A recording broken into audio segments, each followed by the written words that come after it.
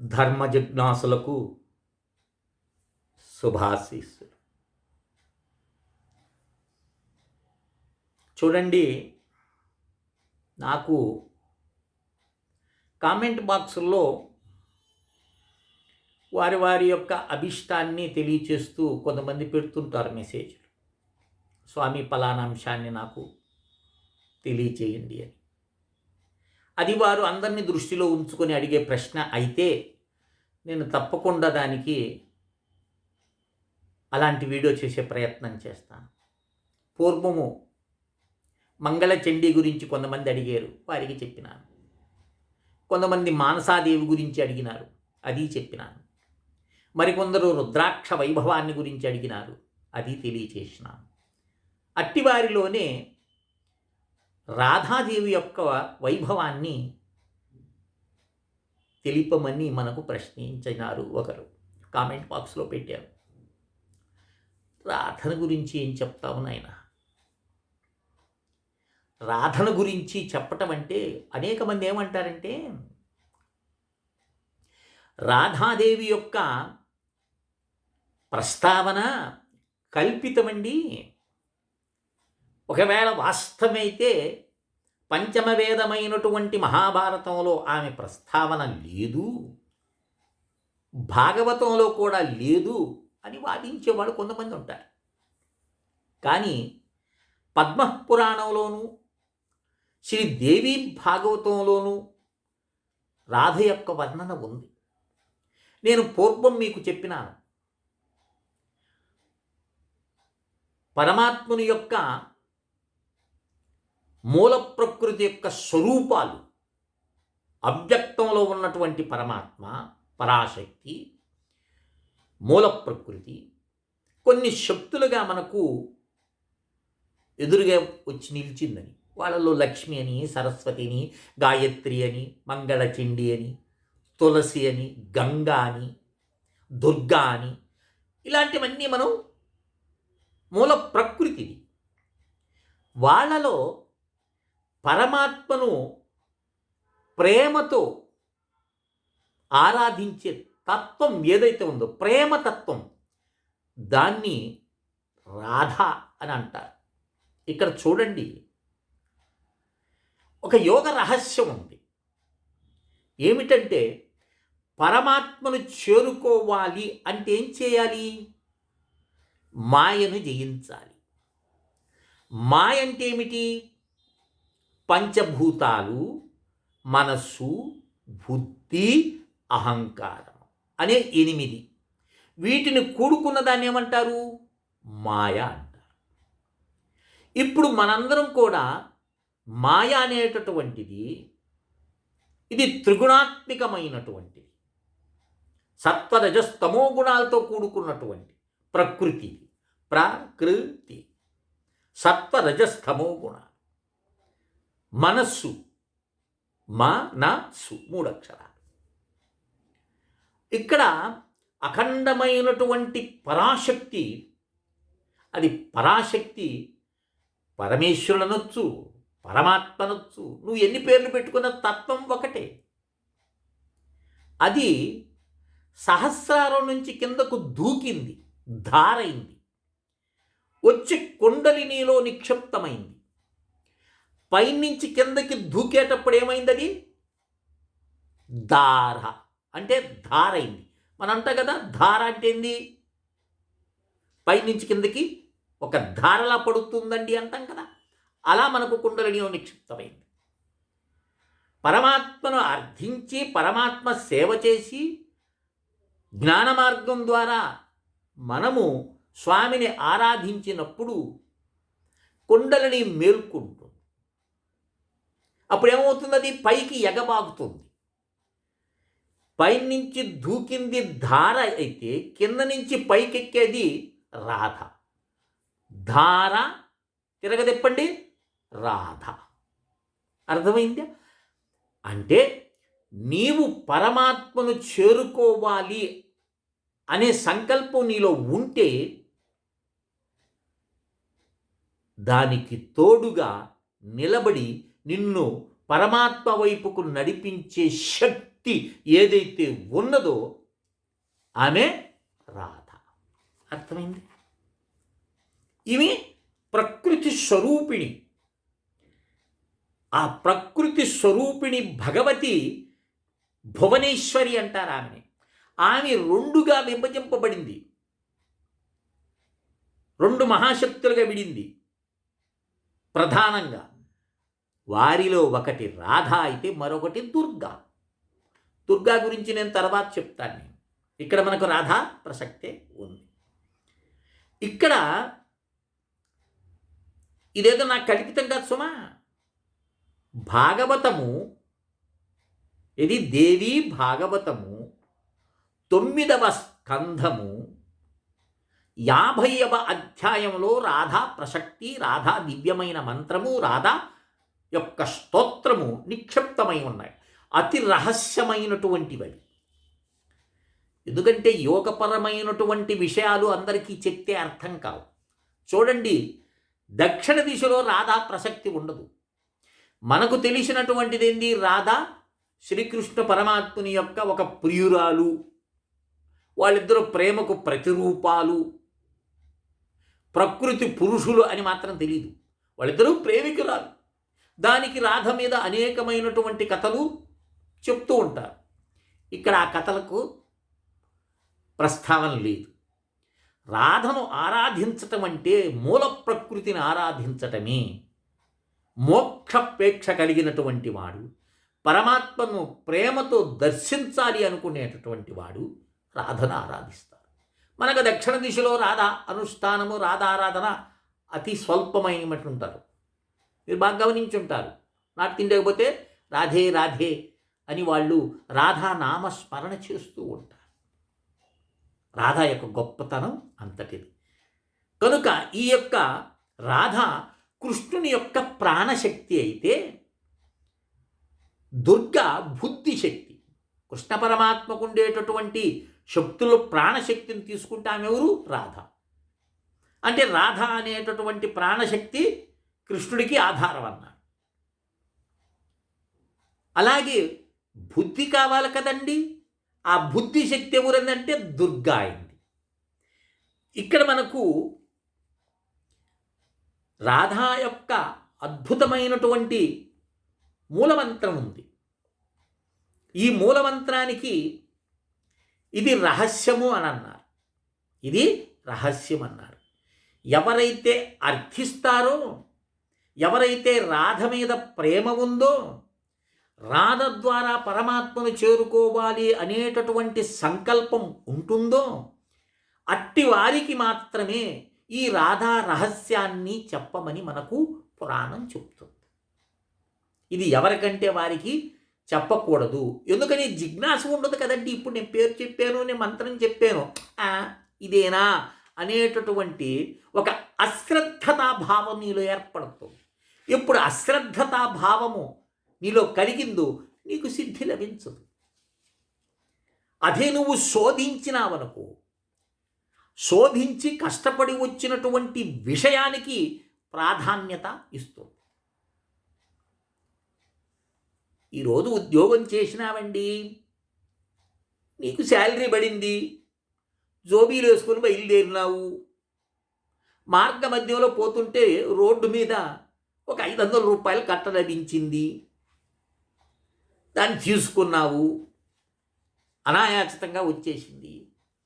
ఇప్పుడు నువ్వు చెప్పండి, నెలంతా కష్టపడినటువంటి జీతాన్ని విచ్చలవిడిగా ఖర్చు పెడతావా?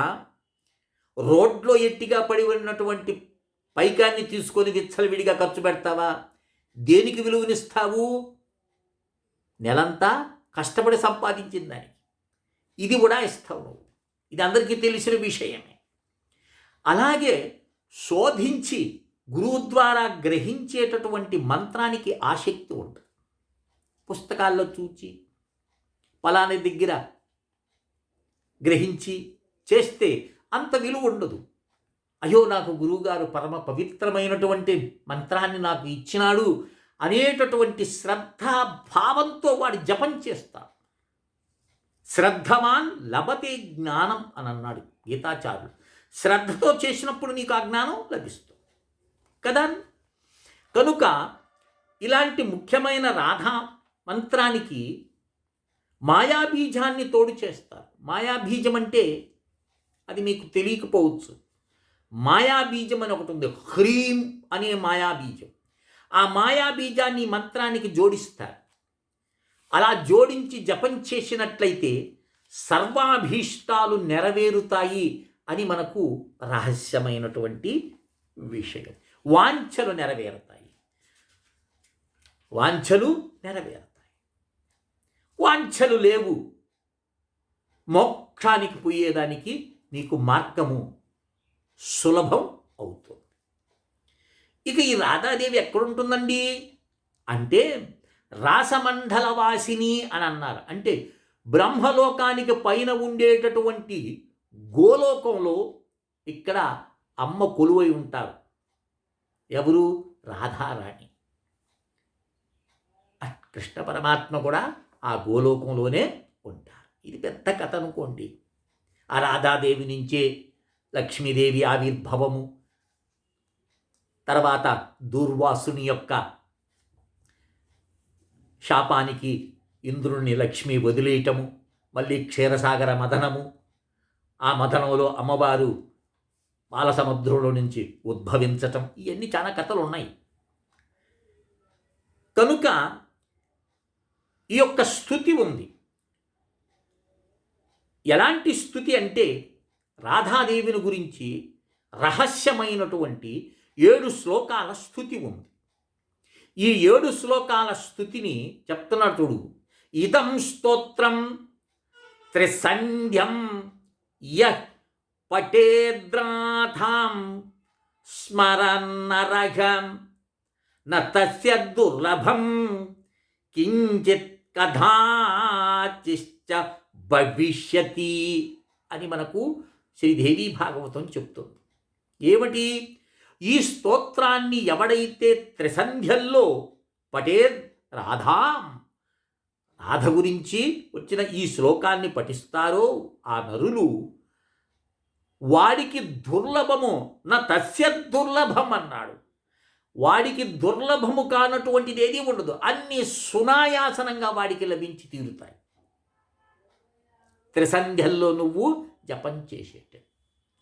ఇక్కడ మనకి ఏమనిపిస్తుందంటే త్రిసంధ్య అనగానే మనకు అబ్బా ఏం చేస్తావులే అనే కాడికి వచ్చేస్తాం. పూర్వం వారికి ఇలాంటి ఈ పరిగెత్తే ప్రపంచం వాళ్ళకి లేదు కదండి. వాళ్ళు సాధనలంతా చేసుకుంటూ ఉండేవారు. భుక్తి కోసం వాళ్ళు కొంతవరకే శ్రమించేవాళ్ళు. కానీ మనలాగా ఇప్పుడు నిద్రలేచింది మొదలు పరుండేంత వరకు భుక్తి కోసమే మన ప్రయాణం అంతా, ముక్తి కోసం కాదు. అందుకని వాళ్ళు చక్కగా త్రిసంధ్యల్లో ముందు దైవానికి వాళ్ళు ప్రాధాన్యత ఇచ్చేవాళ్ళు. ఇప్పుడు మనకు ఆ వెసులుబాటు లేదు కనుక కనీసము ఉభయ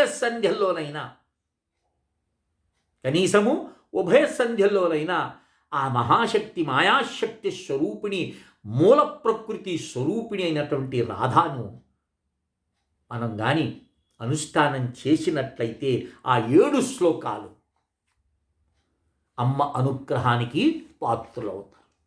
ఆ 7 శ్లోకాలు నేను ఒక్కసారి మీకు చదివి వినిపిస్తాను. చెప్తారు కదా ప్రిస్క్రిప్షన్లో పెట్టండి, అవి ఎన్ని పెట్టండి అంటుంటారు.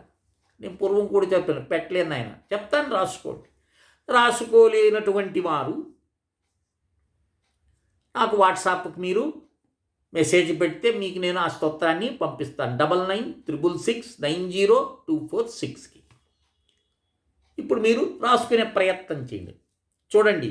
నారాయణ ఉవాచ నమస్తే పరమేశాని రాసమండలవాసిని రాసేశ్వరీ నమస్తే అస్తు కృష్ణ ప్రాణాధిక ప్రియే నమస్తే త్రైలోక్య జనని ప్రసీద కరుణార్ణవే బ్రహ్మ విష్ణాదిభిర్దేవ్యై వంద్యమాన పదాంభుజే నమః సరస్వతీ రూపే నమః సవిత్ర శంకరీ గంగా పద్మావతీ రూపే షష్ఠిమంగళా చండికే నమస్తే తులసీ రూపే నమో లక్ష్మీ స్వరూపిణి నమో దుర్గే భగవతి నమస్తే సర్వరూపిణి మూల ప్రకృతి రూపాం త్వాం భజామహం కరుణార్ణవాం సంసారసాగరాదస్మాన్ నుత్తరాం బద్ధయాం కురు ఇదం స్తోత్రం త్రిసంధ్యం యః పఠేద్రాధాం స్మరణః న తస్య దుర్లభం కించిత్ కదాశ్చ భవిష్యతి దేహాంతే చ వసే నిత్యం గోలే గోలోకే రాసమండలే ఇదం రహస్యం పరమం నచ్చాజ్ఞేయం తు కస్యచిత్. చూడండి, ఎవడు ఈ స్తోత్రాన్ని పారాయణం చేస్తున్నాడో వాడు మరణ ఇదేని దేహాంతే, ఈ దేహం పడిపోయిన తర్వాత వాడు గోలోకంలో ఉండేటటువంటి ఆ రాసమండలిలో ఆ రాధాస్వరూపమైనటువంటి ఆ జగజ్జననిని చేరుకుంటారు. ఇందులో ఎలాంటి సందేహం లేదు. ఇంకోటి చెప్తున్నారు, ఇదం రహస్యం, ఇది రహస్యమయ్యా అని మనకి ఇక్కడ ప్రస్తావన చేసిన కనుక మీకు నేను రహస్యమైనా కూడా, ఎందుకంటే రహస్యాన్ని చెప్పినా అర్హపత్రం ధరించినటువంటి వారు, ఎవడికి అర్హత ఉందో వాడే ఈ వీడియో చూస్తాడు. నేను పెట్టిన వెంటనే అందరూ ప్రపంచమంతా తిలకిస్తారు అనుకోవటం నా భ్రమ. ఏదో కొంతమంది చూస్తారు, వారు పుణ్యాత్మలై ఉంటేనే నా వీడియో కనపడుతుంది, చూస్తారు. అలా చూచినటువంటి వారిలో కొంతమంది మాత్రమే నన్ను అర్థిస్తారు. స్వామి, ఆ యొక్క రాధా శ్లోకాన్ని, రాధాస్తుతిని మాకు పంపించమని, లేదా రాధా మంత్రాన్ని రెండింటిని కూడా మాకు పంపించమని నాకు అభ్యర్థన పెడతారు. వారికి నేను తప్పకుండా దీన్ని అందించి తీరుతాను. ఇంకొకటి మీకు ఒక విషయం గ్రహించండి, అమ్మవారి యొక్క స్వరూపము అవ్యక్తమని, అవ్యక్త స్వరూపము వ్యక్త రూపంలో గోచరించేటటువంటివి మనకి ఇవన్నీ. ఈ మంగళచండి అయితేనేమి, గాయత్రి అయితేనేమి, సరస్వతి అయితేనేమి, తులసి అయితేనేమి, ఇవన్నీ అమ్మ స్వరూపాలు. ఈ అమ్మ స్వరూపాలు ఏమండి, ఇవన్నీ ఆరాధించాలంటే ఆరాధించటే మంచిది. ఏది ఒకటి చేస్తే పోదా అని మనకు ఒక భావన ఉంటుంది. ఒక్కొక్కరికి ఒక్కొక్క విశేషమైనటువంటి శక్తి. దశేంద్రియాలు ఉన్నాయండి, ఒక ఇంద్రియం ఉంటే పోతుందే అని మనం ఊహించలేం కదా. ఆ ఒక కన్ను ఉంటే చాలులే అనుకుంటామా? లేదు, అన్నీ కావాలి. కనుక ఆ పరాశక్తిని, రాధా దేవిని ఆరాధించి అందరూ కూడా తరిస్తారని ఆశిస్తూ, మరొక్కసారి ఈ యొక్క రాధాస్తుతి కావాల్సినటువంటి వారు నాకు ఫోన్ చేసి అర్థిస్తే నేను పంపిస్తాను. 9966690246కి కాల్ చేస్తే వాట్సాప్లో మీకు ఈ రాధా స్తుతిని, రాధా మంత్రాన్ని అందిస్తాను. చక్కగా చేసుకొని ఆ జిజ్ఞాస ఉన్నటువంటి వారు రాధా కృపకు పాత్రులయ్యి దేహాంతం, ఈ దేహం నశించిపోయిన తర్వాత గోలోకానికి వెళ్ళి అమ్మవారి సన్నిధిలో ఉంటారని ఆశిస్తూ, శ్రీ విద్యోపాసకులు శ్రీ మండే లక్ష్మీ నరసింహారావు. లోకా సమస్తా సుఖినో భవంతు. ఓం తత్సత్, ఓం తత్సత్, ఓం తత్సత్.